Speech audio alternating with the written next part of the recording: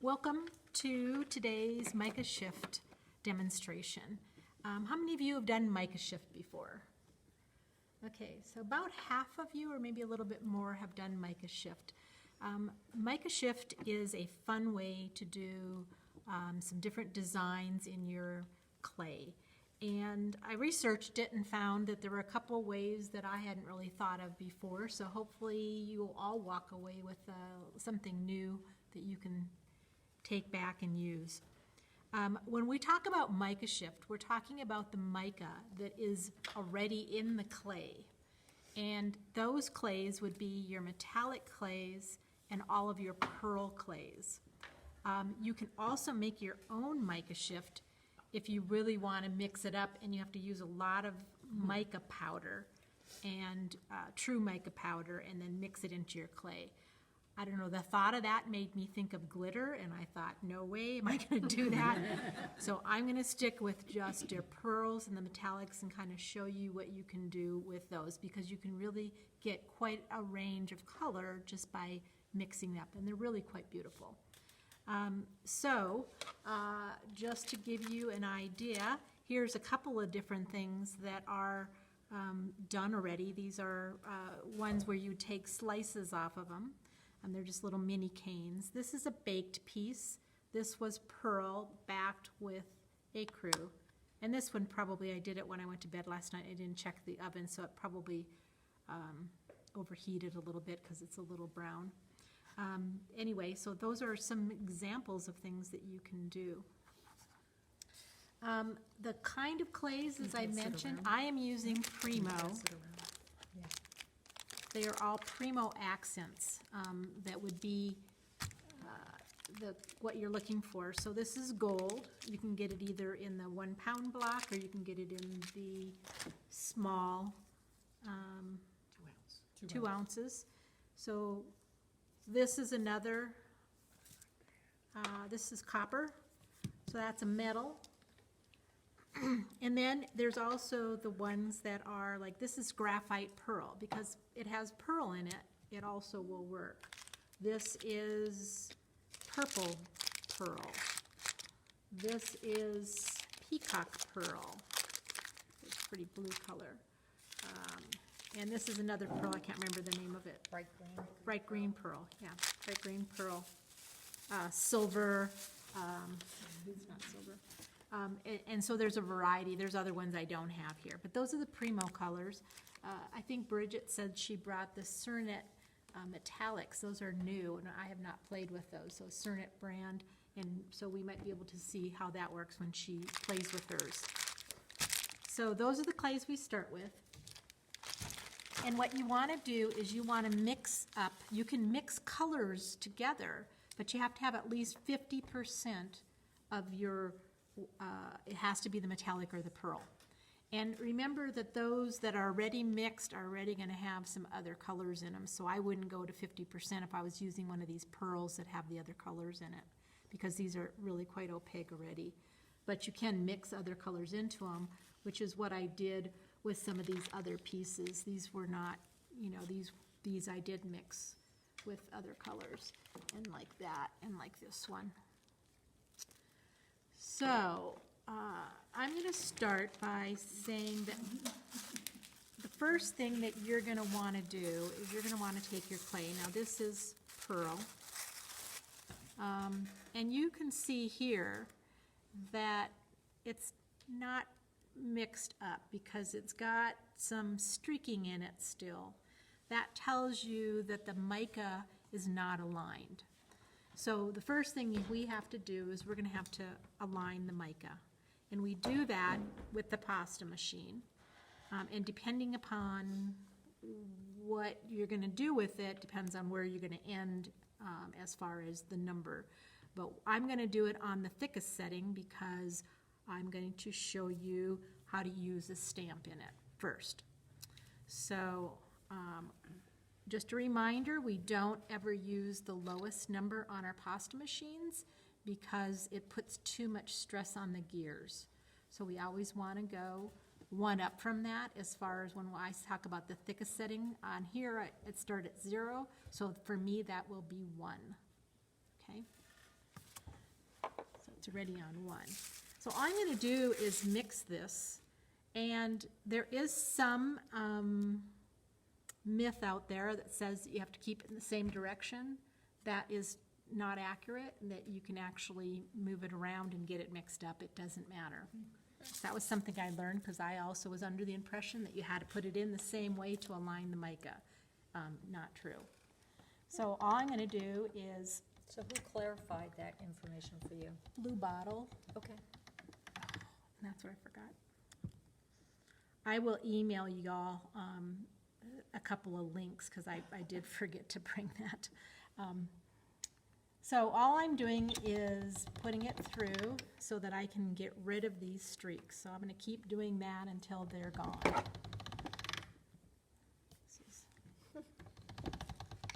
I am keeping it the same way, but you don't have to. The only reason I turn it to the other side back and forth is because my rollers are not equal width apart, and so it'll pull on one side of it, and when I switch it, it really helps it not do that as much. Also, if I put it along the side, it takes care of some of that jagged edge.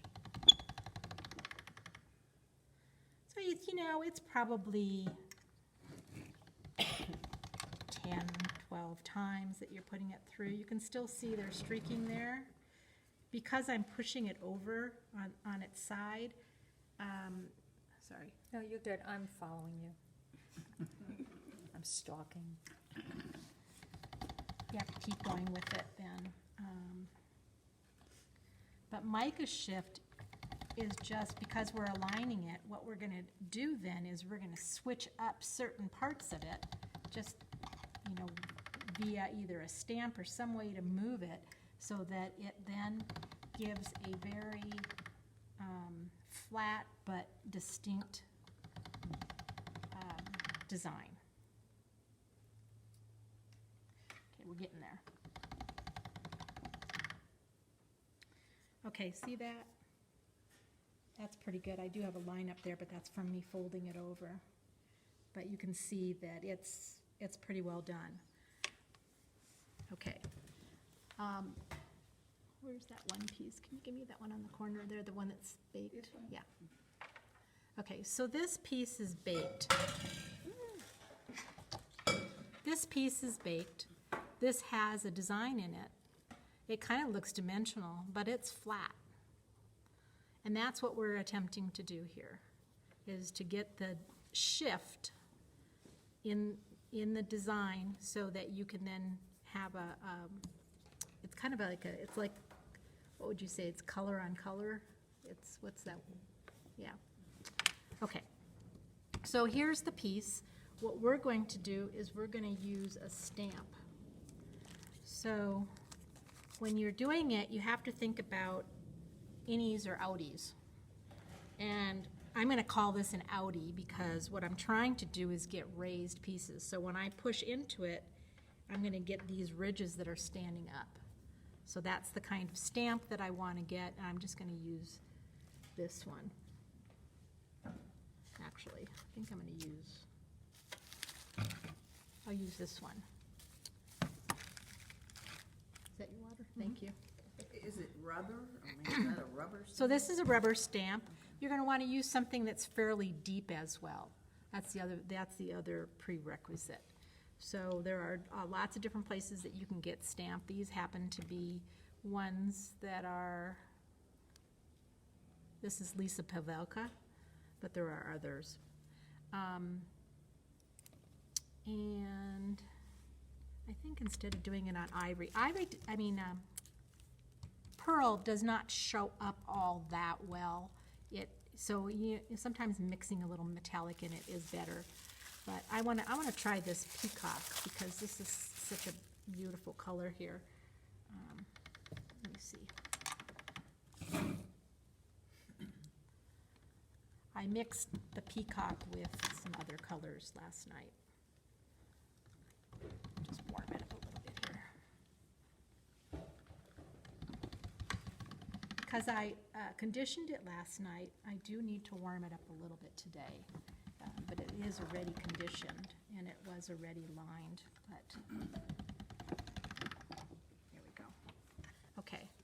So all I'm gonna do is take my stamp, I'm gonna spray it with water, just a little bit, shake it off a little bit, and that's gonna keep it from sticking, okay? Now I'm gonna place it upside down, and if you use something to distribute the weight, whether it be a piece of wood, whether it be your acrylic roller, or whether you get this cool piece from Bridget, but you really need to push down. And to do that, I'm going to actually stand up so I can put my weight on it. So what about Robin's method that she shared with us of stepping on it at one of our Oh. Piece retreats? of deli paper, and then put it on the clay down with the text, with the stamp on top, and then just very gently It's a good idea. That's, step the weight of your body. yeah. Mhm. So I'm pushing really hard. And then I find that I still need to kind of go over with my hand, with the palms or my fingers, and really push it in there. Because you pretty much have one chance and then. Yep, exactly, because once you pull it up, if you're gonna push it back down again, it's gonna kind of go in the wrong place.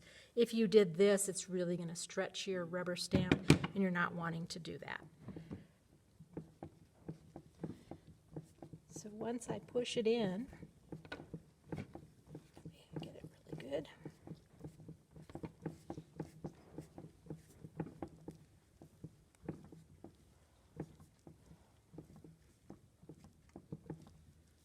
Okay, hopefully that's good.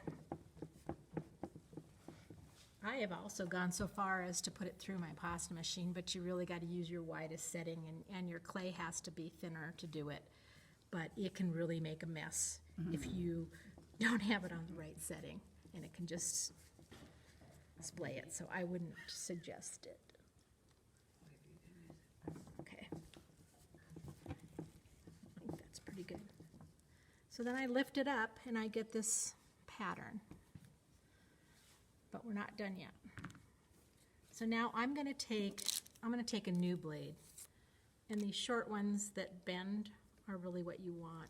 What I'm gonna do is I'm gonna carve off the ridge that's on top of it. I would suggest going slow. You're not in a race, and if you do that, you'll smudge it. So you just go through and pull off just the raised part.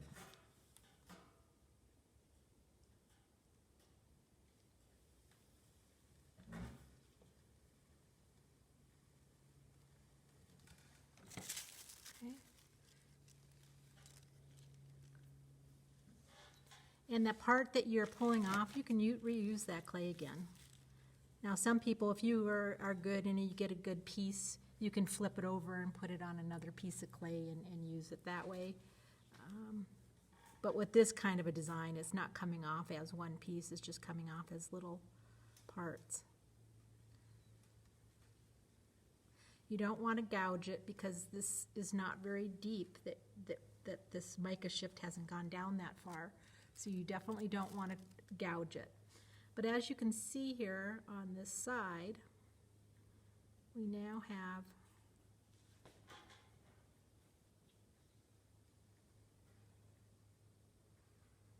a shift going on. And I don't know, can you see that? It now is in the clay, and if you get these little pieces on there and pushed in there, it will distort your image a little bit. But can you see where that design now is in the clay, where it's like a dark and a light on there? That's what you want. And I'm not going to do the whole thing. What I'm going to do,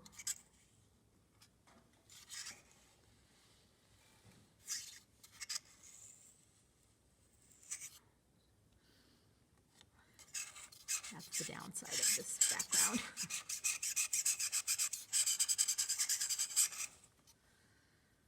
Okay.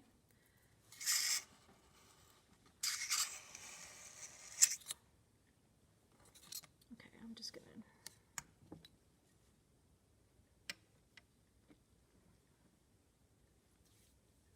Okay. So I want to cut this off for you.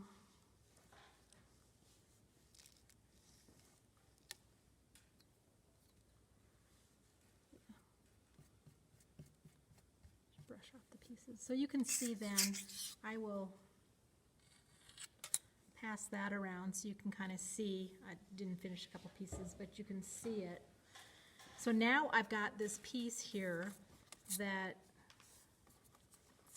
I've cut the ridges off of, and I can see here I haven't done a few of these. So now I want to make sure that it's totally flat, and I do that by using a piece of this wax jelly sheet and a burnisher. Wax side down. And then if I just do it with my finger, you can see here where it's not flat because the pattern's still coming up. So to get it flat, I can rub my finger over the top of it. I can put it through my pasta machine, but that's going to distort it. So doing this with your finger seems to be really good. And then once you get it, you can use a burnisher. I'm using this bigger one only because you can use a small one like this too. But if you push too much, you can kind of make your own dents in there. So It's lightly, you're doing it lightly. yes, I'm doing it lightly because otherwise I'm going to totally get rid of my pattern, which I don't want to do. So you can see when you're done because you can see where the pattern is. Okay, so now it's smooth. So now I've got Mica Shift. Can you see? Okay. Do you want me to pass this around? You want to see it?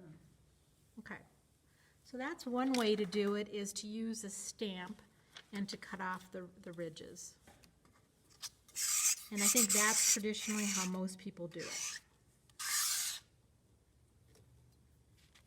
Okay. So next, I want to show you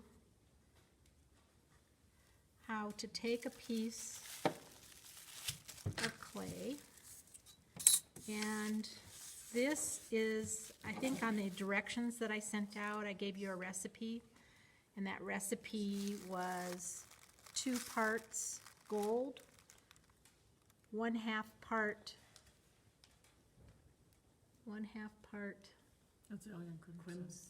alizarin crimson, and 1/4 part ultramarine. Then I've rolled it on a thin setting. For me, that was a 5. And what we can do with this then is we can take this and we can make small balls. And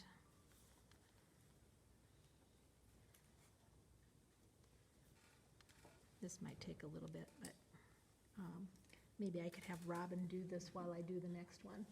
We can come back Make to the this. balls? Yeah. You Yeah. want to do that? Yeah, sure. Okay. So Robin's going to make the rest of those balls, and I'll come back to that one, so you don't have to watch as that's being done. And then the third one that I'm going to show you is we're going to take a piece, and these were Mica Shift aligned. Okay, here's gold, and this might have some fuchsia in it a little bit. I think I mixed it a couple of times. But I want to just wake it up. What I'm going to do on this one is I'm going to create a stack. I'm actually going to show you a couple with stacked pieces. So what I'm doing is I'm on my thickest setting, aligning the mica.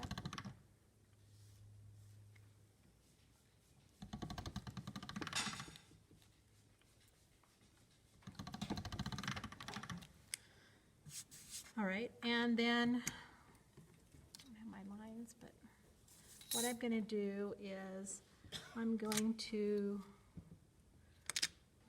cut some squares or rectangles so that I can stack them. And I'm going to stack them the same way. same direction.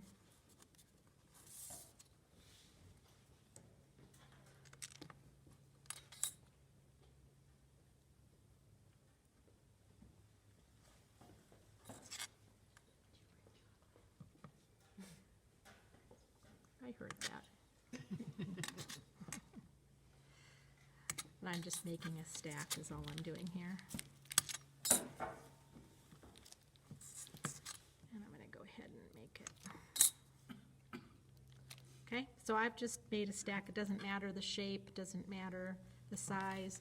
What you really should do is burnish it so that the air comes out of it.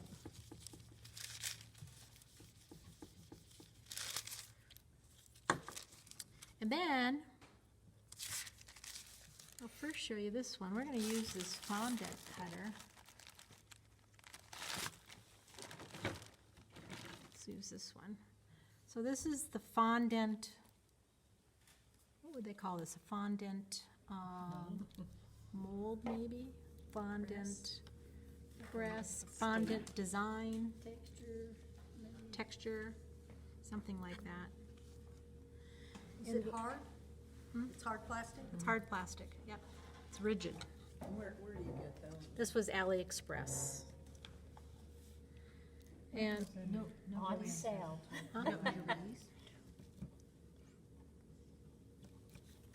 So Diane, you would Google fondant, you would search fondant fondant, molds or template, textures? fondant template. I can't remember what I actually, I think once you start looking at the fondant tools, you'll see they'll come up. And do you know how much it was? About? Oh, they're Okay. a couple bucks maybe. Okay. Same, they're kind of same thing. So I'm pressing it down so that it goes all the way up, because I'm gonna get down to as far as I can.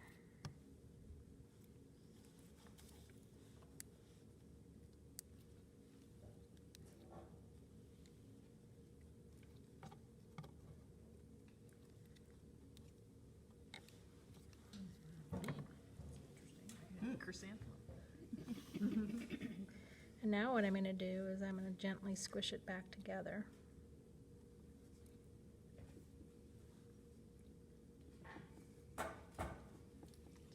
Because the lines that I just drew in it made the mica shift, and now this gives me like a little mini cane when I'm done here. I get it together as much as I can, and then I'm gonna have to kind of roll some of these pieces together because they're quite large cuts.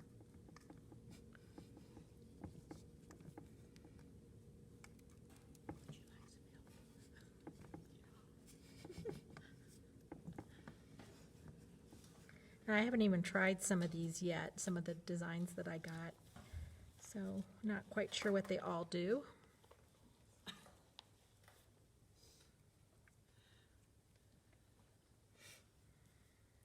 So are you trying to eliminate all the gaps?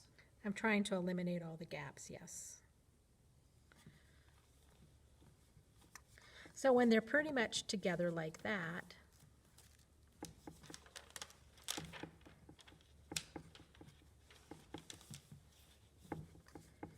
then I can take my paper and I can start to burnish it.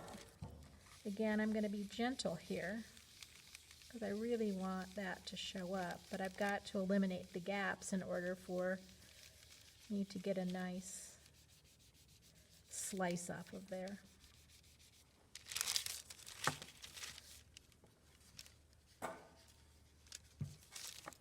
It really ends up with a rounded top on it. And now I'm just trying to smash it down.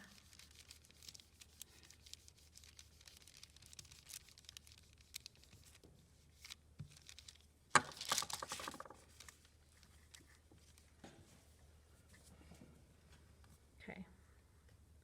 So it's pretty well down.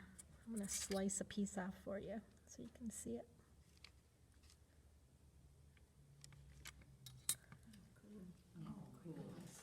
Oh, that's way cool. And it might still come apart a little bit, so you might have to push it together.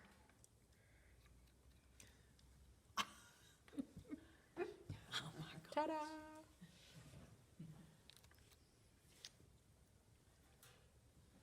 That is way cool. And so you can take little slices off that, put them together, make a veneer out of it. I'll go ahead and, Just send it around that way. okay. We're making balls here. Your minions are busy. You ready with that Almost one? ready, yeah. I'm almost ready with Got that enough one. here, you can at least show the, you can show the technique here. Yeah.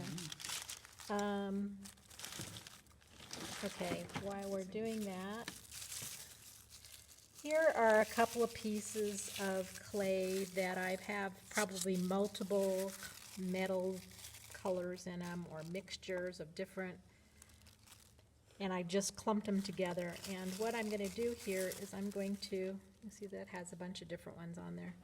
What I'm gonna do is I'm gonna mix them together, but I'm not gonna completely mix them together so that, and I can't lift that one up, but so that we can get, here, I can put it this way. Uh-oh, what was that? So that we get something like this. You could do a Skinner blend and then do it on the Skinner blend, or just partially mix them so that you get a nice kind of variety in your clay like that. Those by the way, those stamps that Pat was showing you, that was, one of those was used on here, and maybe even this one. So they also work on here.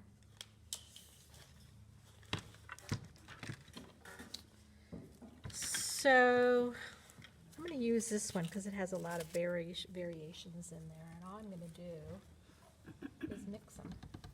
Obviously variegated, but it is variegated.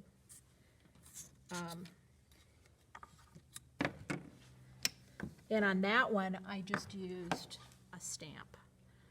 On this particular one, because if I do the stamp now, then I will get a nice piece of, a variation in a sheet. If I cut this up, I'm not going to get that variation as much. But I do need to show you another technique, so I'm going to cut it up. And I'm going to stack this one again.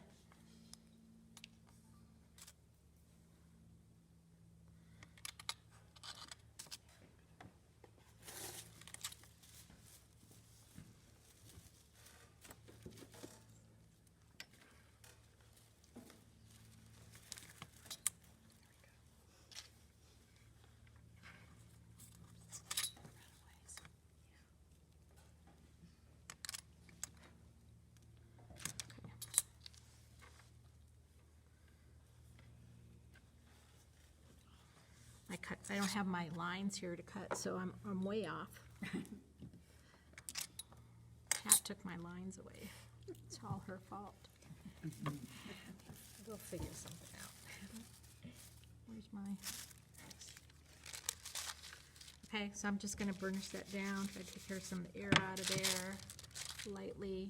Okay, I got another stack. So I can do a number of things with this stack. One of the things that I can do is I can just take something with a thicker edge. You can use the back of a blade, and you just go through it randomly all the way down. I want to take your thing off the end there. Pull it off. There you go. I didn't know that came off. You'll never get it back on.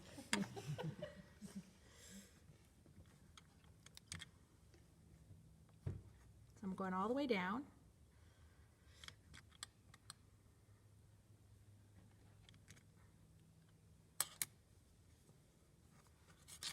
And I can even go across the other way and just go random.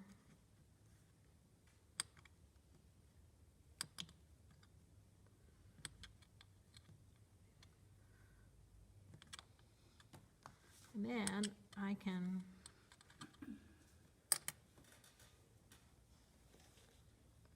turn it over.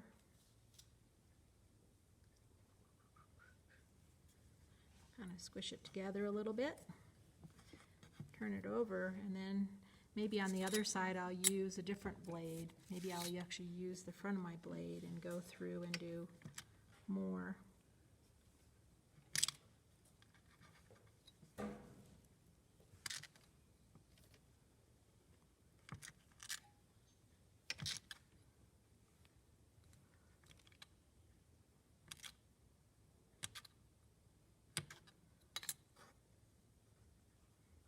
Again, I'm going to squish it together. Turn it right side up.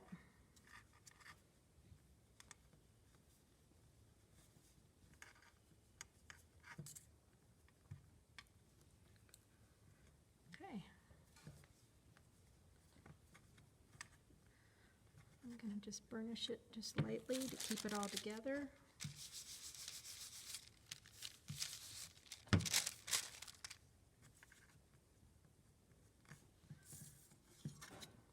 And then I'm going to cut a slice for you, and I get a real fun pattern.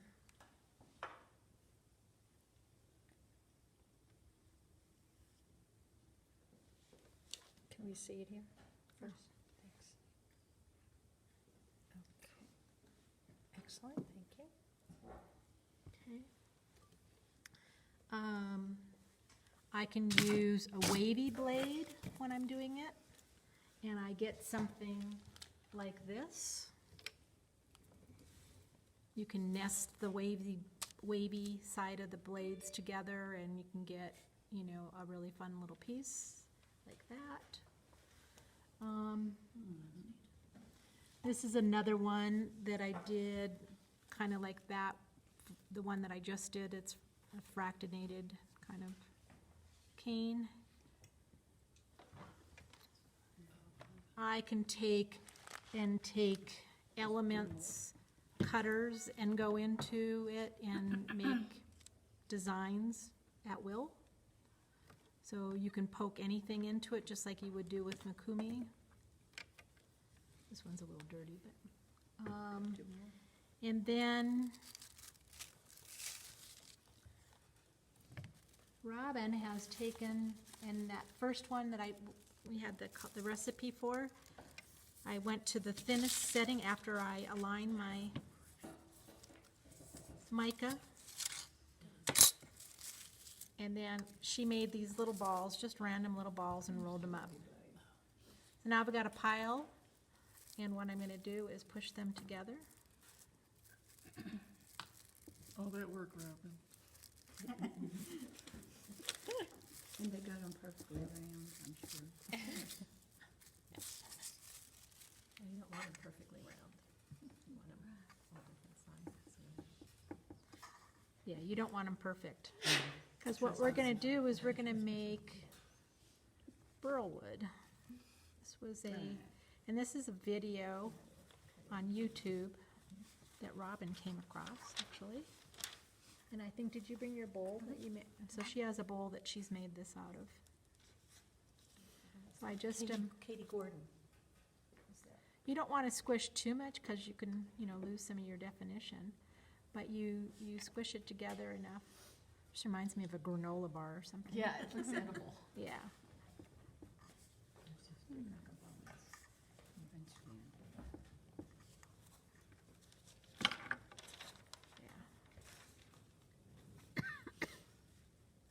So, excuse me, once it's together,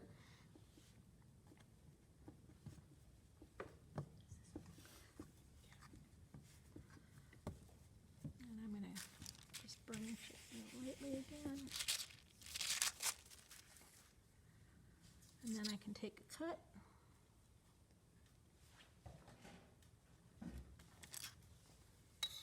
And it's got that burlwood look to it. But when you thin it out, when you thin that out, that's when it looks like that. That's the burlwood. So I'm gonna put this through It's the same. my pasta machine to thin it out a little bit. Your bow shape. How'd you get that? Bow shape. The bow. The bowl, a dollar store glass bowl. Did it in halves. I turn it upside down and do the two halves over the bottom and cut the top out of one of the halves, bake them, then you have to pull them off the glass and put them together. I see. Nice shape. Yeah. So that's burlwood. That is really cool. Cool. I like that one. So this is a piece It's the that same, that's the remnants from the bowl. Pat made. And did we want to put the bowl here so that people can see? on the video, and then we can cut it off. We've got it. Does anybody have any questions? So those are a lot of different ways that you can do it. I mean, you can make it look like other wood too by doing it in more of a, twisting your blade when you're going into your stack so that it almost looks like a wood grain. So you can get that effect. What do you do with the alcohol inks? Oh, thank you. Alcohol inks. Whoa. Oh, That's Diane, broken. get up Falling. here. Yeah. It's broken. They're trying to kill me. Okay, so alcohol inks, you can color your pearl with alcohol inks, and you can get different colors. This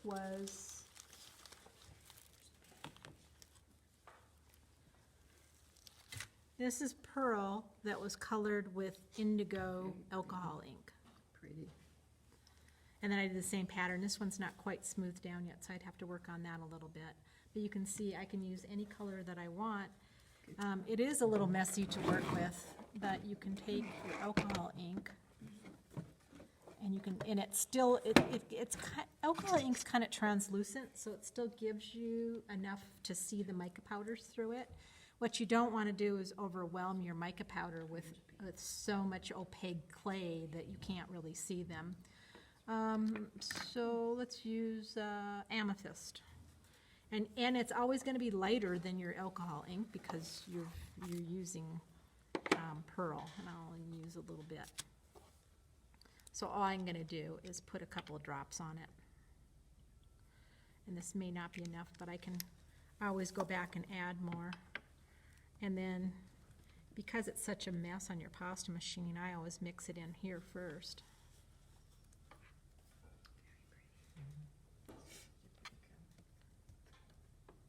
So you're not letting it dry.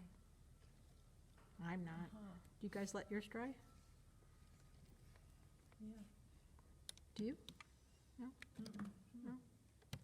A little bit. Yeah, a little. Put it all over me. It dries pretty quick. And I don't care about me, but I just don't want it to get on the rollers.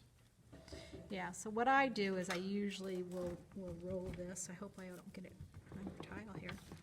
That doesn't matter. So I'll do this until it stops transferring, and then I'll start to use my pasta machine to actually mix it all in.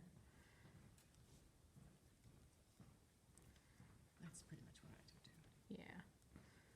Because like at this point, it's not coming off on my hand, so I don't have a big goopy mess, and so I can start to use my pasta machine.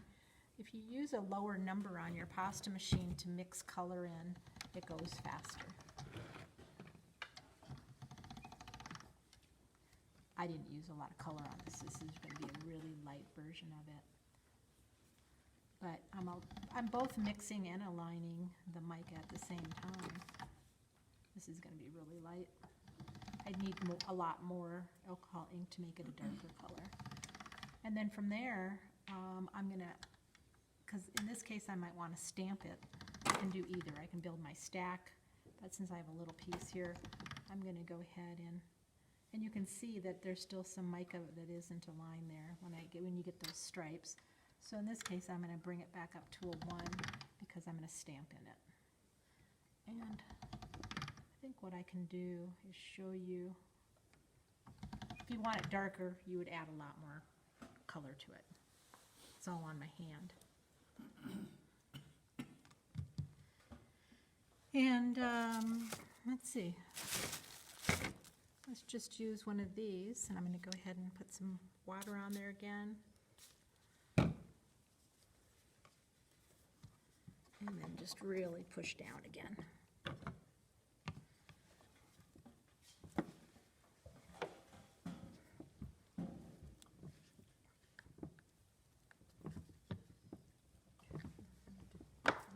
We're gonna break the tape. I'm not that strong.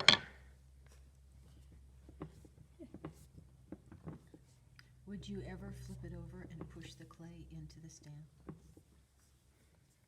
I don't know. I've never tried that. Okay. I don't think you need to. And then in this case, I'm just going to, I almost made it a silvery color. I'm gonna get my flexible new blade, and I'm just gonna go and I'm gonna trim those off, and it's gonna give me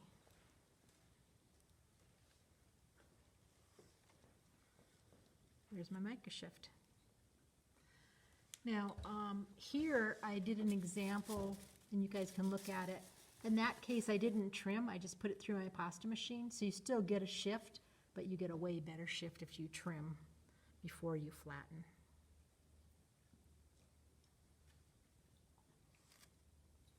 Okay, questions? No questions. Okay, I have a question then.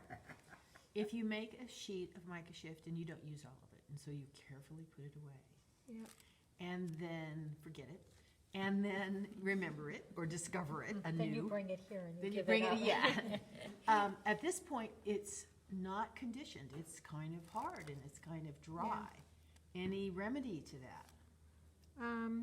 You can still put it through your, this one is an example of that. Okay. That's a piece, and it did have a piece break off there. You can warm it up in your pasta machine without smashing it. So just by the motion of you putting it through on a larger setting, it'll still, as long as it has contact with the blades, it'll still go through and it'll start to warm it up. And the other thing, I think if you just rub it, it also does well, or take some dilutant if you got breakage. It's what I did. I put a little dilutant on there, kind of rubbed it around, and once you do that, it'll get to be a little more soft. Thank you. Anything else? Okay. Thank you. Thank you. Pat, do you want to put these in color coordinated your assistants? Oh, yeah, persistence. There we are.